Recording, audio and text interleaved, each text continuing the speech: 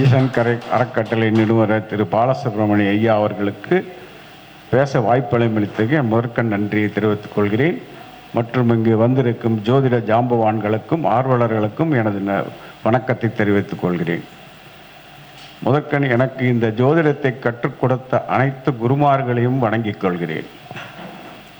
ஏன்னா குருவுக்கு அப்புறம் தான் தெய்வம், அதனால் குரு தான் முக்கியம். குருவுக்கு நாம் மரியாதை கொடுக்க வரைக்கும் நம்ம ஞானம் வளரும் அப்படிங்கிறது என்னோட எண்ணம். ஒன்றும் இல்லைங்க, நான் இன்னைக்கு ஒரு சிறு விளக்கம் மட்டும் சொல்லலாங்கிறதுக்காக தான் மெயினாக வந்தேன் நான். இப்போது நமக்கு 12 கட்டங்கள் கொடுத்துருக்காங்க. இந்த 12 கட்டங்களுக்கும் ஒவ்வொரு கிரகங்களை, அதாவது இப்போ சூரியனுக்கும் சந்திரனுக்கும் ஒரு வீடு கொடுத்துட்டு மற்றவங்களுக்கெல்லாம் 2 வீடு கொடுத்துருக்காங்கங்கிறது நம்ம எல்லாத்துக்கும் தெரியும். ஆனால் நான் சின்ன ஆராய்ச்சியில் என்ன பண்ணேன்னாக்கா, ஏன் சூரியனுக்கும் சந்திரனுக்கும் கடகத்தையும் சிம்மத்தையும் கொடுத்தாங்க, மற்ற கிரகங்களுக்கெல்லாம் ஏன் இந்த பக்கம் கொடுத்தாங்க அப்படிங்கிறதுக்கு ஒரு சிறு இது பண்ணப்போ பார்த்தா, இப்போ செவ்வாய்க்கு 2 வீடு மேச மண்டலத்திலையும் சிம்ம மண்டலத்திலையும் இருக்கு. சிம்ம மண்டலம் விருச்சிக ராசி மண்டலம், நான் சொல்றது 3 மண்டலம் இருக்கு இல்லைங்களா, மேச மண்டலம், சிம்ம மண்டலம், தனுசு மண்டலம். இதில் செவ்வாய்க்கு எதிர் வீடு மேச மண்டலத்திலையும் சிம்ம மண்டலத்திலையும் கொடுத்தாங்க. அதே மாதிரி சுக்கிரனுக்கு 2 வீட்டில் 1 மேச மண்டலம் 1 சிம்ம மண்டலம், புதனுக்கும் 1 மேச மண்டலம் 1 சிம்ம மண்டலம். தனுசு மண்டலத்தில் குருவுக்கும் சனிக்கும் மட்டும் கொடுத்தாங்க. இப்போது பார்த்தீங்கன்னா இதுக்கு ஏன் சூரியனையும் சந்திரனையும் அந்த இடத்துல வச்சாங்க அப்படின்னு பார்க்குறப்போ, சூரியன்னா அப்பா, சந்திரன்னா அம்மா. அப்போ இந்த சூரியன் தான் முன்னின்று மற்ற உறவுகளை பின்னால் வைக்கிறார். எப்பவுமே அப்பாங்கிறவர் எல்லாத்துக்கும் முன்னால் நிற்பார். அதனால மண்டலத்தில் முதல் ராசியாக அவரதை கொடுத்து உறவுகளை பின்னால் கொடுத்தாங்க. ஆனால் அம்மாங்கிறவங்க எப்பவுமே தன் உறவுகளை, தன் குழந்தைகளை தான் முன்னால் நிறுத்துவாங்க. அவங்க தான் பேர் வாங்கணும். அதனால மேஷ மண்டலத்தில் கடைசியில் சந்திரனை வச்சாங்க அப்படிங்கிற மாதிரி ஒரு சின்ன ஆராய்ச்சி ஒன்று பண்ணி நான் இது எழுதி அனுப்பிச்சிருக்கேன். அதே மாதிரி பார்த்தீங்கன்னா நாம் எப்பவுமே கிரக சேர்க்கையை மட்டுமே தான் பேசிட்டு இருக்கோம். அப்போ நட்சத்திரங்களுக்கு பலன் இல்லையா அப்படின்னு பார்த்தோம்னா, ஒரு நட்சத்திரத்துக்கும் ஒரு குணாதிசயங்கள் இருக்கு. அதே மாதிரி கிரகங்கள் தனியாக இயங்க முடியாது. அப்போ அதுக்கு நட்சத்திரம் தேவை. நட்சத்திரம் பாதையாக நின்று கிரகங்கள் அதில் தான் போகுது. இப்போ நட்சத்திரங்கள் இல்லைன்னா கிரகங்கள் நகரவே முடியாது. அப்படி இருக்க, ஏன்னா நம்ம சார ஜோதிடத்தில் என்ன சொல்கிறோம், சாரம் மூலமாக தான் கிரகம் நகருது. அது கிரகம் எந்த சாரத்தில் நிற்கிதுங்கிற வச்சு தான் நம்ம சொல்கிறோம். அதனால நான் என்னன்னா, எல்லாரும் இந்த நட்சத்திரங்கள் ஒரு நட்சத்திரத்துக்கும் குறைஞ்சபட்சம் ஒரு 30-40 காரகத்துவங்கள் கொடுத்துருக்காங்க. இப்போ நம்ம அஸ்வினியில் எடுத்துட்டோம்னு என்ன சொல்கிறோம், சுறுசுறுப்பாக இருப்பாங்க, அஸ்வினியில் செய்யக்கூடிய காரியங்கள் சிறப்பாக இருக்கும் அப்படின்னு சொல்கிறோம். பரணி எடுத்துட்டோம்னா, பரணியில் பிறந்தால் தரணி ஆழ்வார்னு சொல்கிறோம். கிருத்திகளை பிறந்தால் எப்பவுமே தலைமை பதவிக்கு ஆசைப்படுவாங்க அப்படின்னு சொல்கிறோம். இந்த மாதிரி 27 நட்சத்திரங்களுக்கும் 27 ஒரு குறைஞ்சபட்சம் ஒரு 30-40 குணம் இருக்கு. நம்ம நட்சத்திரங்களை சாரத்துக்காக மட்டுமே நம்ம பார்க்குறோம். அதனால் நட்சத்திரங்களை வைத்தும் நம் வாழ்க்கையோட ஒத்து போக வைக்க முடியும் அப்படிங்கிறதுக்காக ஒரு ஆராய்ச்சி கட்டுரை ஒன்று எழுதி அனுப்பினேன். அதை சொல்ல வந்தேன் நான் ஃபஸ்ட்டு. அடுத்து பார்த்தீங்கன்னா, இந்த லக்ன புள்ளியை யாருமே கவனிக்கிறதே இல்லை. நம்ம ஜோதிடர்கள் எல்லாருமே என்ன பண்ணுறோம், லக்னாதிபதி 7ஆம் அதிபதினு தான் போகிறோம். லக்ன புள்ளியை யாருமே பார்க்கறது இல்லை. இந்த லக்ன புள்ளி பார்த்தீங்கன்னா, லக்ன புள்ளி அதிபதி எங்கே நிற்கிறாரோ அது சார்ந்துதான் ஒரு ஜாதகரோட ஆசைகள் அபிலாஷைகள் எல்லாமே இருக்கும். இந்த லக்கண புள்ளி அதிபதி 6, 8, 12 இருந்துட்டாருன்னா 6ஆம் இடத்துல இருந்தால் கூட பிரச்சனை இல்லை, வேலை தேடி ஓடிக்கிட்டே இருப்பான்னு சொல்லிடலாம். 8ஆம் இடத்துல இருந்தால் அவங்களுக்கு பரம்பரை நோய் இருக்கும். 12ஆம் இடத்துல இருந்தால் அங்கே இருக்கக்கூடிய சுபகிரகமா பாககிரகமா அப்படிங்கிறத வச்சு நம்ம கூட சேர்ற கிரகத்தை வச்சு நம்ம பலன் சொல்லிடலாம். அதுக்கு நடக்குமா, அயனசயனம் கிடைக்குமா கிடைக்காதா, இவரோட அதாவது மோட்சம் எப்படி இருக்கும் அப்படிங்கிறதெல்லாம் அதை வச்சு சொல்லிடலாம். இது எல்லாரும் கவனிக்க வேண்டிய ஒரு சமாச்சாரம். இதே லக்னப்புள்ளி 9ஆம் இடத்துல உட்கார்ந்துருக்கு அப்படின்னா கண்டிப்பாக அவரோட அப்பாவோட சப்போர்ட் அவருக்கு இருந்தே இருக்கும். 4ஆம் இடத்துல இருக்குன்னா அம்மாவோட சப்போர்ட் பாசம் அதிகமாக இருக்கா, அம்மாவோட பாசம் அதிகமாக இருக்கும் அவருக்கு. யார் என்ன சொன்னாலும் அம்மா விட்டு கொடுக்க மாட்டார், அந்த மாதிரி ஒரு சூழ்நிலையில் இருப்பார். இதை இந்த லக்கண புள்ளியும் நம்ம கவனித்து நம்ம ஒரு பலன் சொல்வோம்னா அந்த பலன் 100% சரியாக வரும் அப்படிங்கிறது என்னோட கருத்து. அதே மாதிரி நம்ம திசா புத்தி பார்க்குறப்ப கூட என்ன எப்படி பார்க்குறோம், இந்த திசைக்கு இந்த புத்தி யோகசார புத்தியான்னு பார்க்குறோம், யோகாதிபதி புத்தியா நட்பான புத்தியான்னு பார்க்குறோம். ஆனால் ஈஸியாக பார்க்குறது எப்படின்னா ஒரு திசைக்கு அந்த புத்தி சாதகதாரையில் இருக்கா அப்படின்னு பார்த்தா போதும்.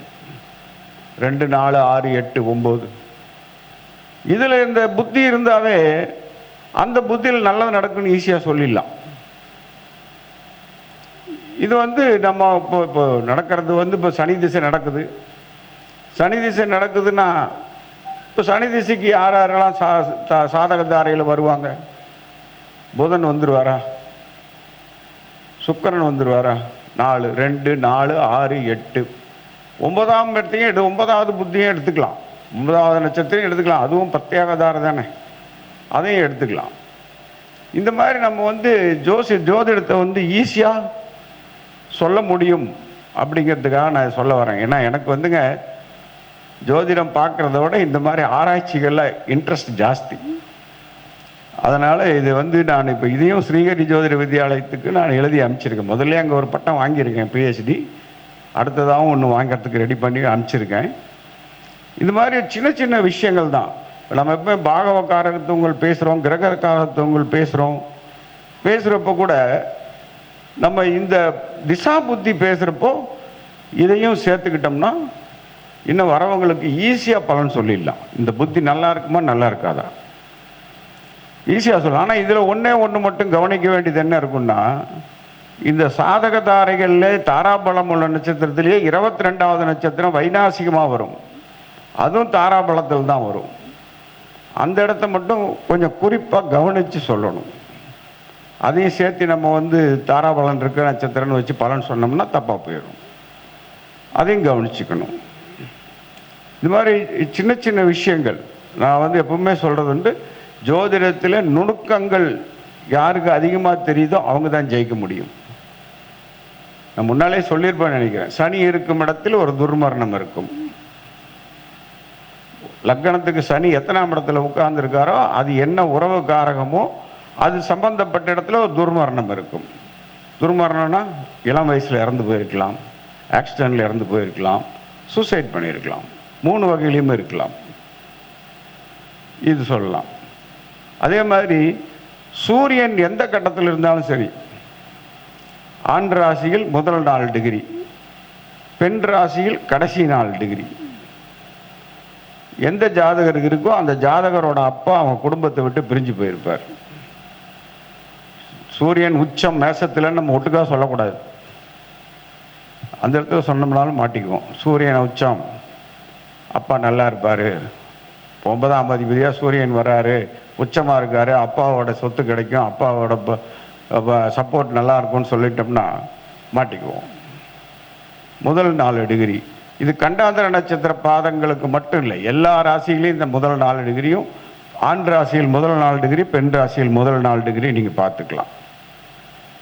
இது எப்பவுமே நமக்கு இந்த சின்ன விஷயங்கள் நிறையா சொல்லித்தரும். அதே மாதிரி திருமண பொருத்தத்துக்கு நம்ம பார்க்குறப்போ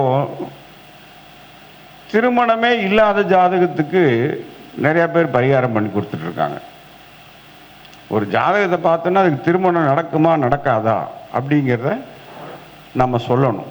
ஏன்னா இது எங்கிட்ட வந்த ஜாதகம் ஒன்று, இது வரைக்கும் ₹1,00,000 செலவு பண்ணிட்டேங்க பரிகாரத்துக்கு, இது வரைக்கும் கல்யாணம் ஆகலைங்க, நீங்கள் எதாவது சொல்லுங்கன்னு வந்தாங்க. அதோட உன் பையனுக்கு இன்னும் 5 வருஷத்துக்கு அப்புறம் தான் கல்யாணம், அப்புறமே வாயான்னு அனுப்பிச்சி விட்டேன்.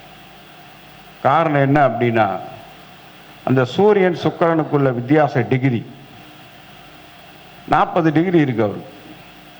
40 டிகிரினாவே 35 வயசுக்கு மேலே தான் கல்யாணம். அதுவே 43 44 போச்சுனாக்கா, அது 43க்கு மேலே போயிட்டாவே கல்யாணம் இல்லைன்னு சொல்லிடலாம். இல்லைன்னா யாராவது ஒரு விடவை பொண்ணை கட்டி கல்யாணம் பண்ணி வைக்கலாம். சூரியனும் சுக்கிரனும் 48 டிகிரி வரைக்கும் விலகுவாங்க. அந்த அந்த டிகிரியை கவனிக்கணும். ஆனால் இதில் ஒன்றே முக்கியமாக என்ன பார்க்கணுன்னா, நடுவில் வேறு எந்த கிரகம் வரக்கூடாது. வந்தால் இந்த இது விதிவிலக்காயிடும். டைரெக்டாக சூரியனுக்கும் சுக்கிரனுக்கும் நடுவில் எந்த கிரகமும் இல்லாமல் 43 44 தாண்டிடுச்சுன்னா திருமணமே கிடையாது அவங்களுக்கு. மீறி திருமணம் பண்ணாங்கன்னா 3 மாதத்தில் டைவர்ஸ் ஆகும்.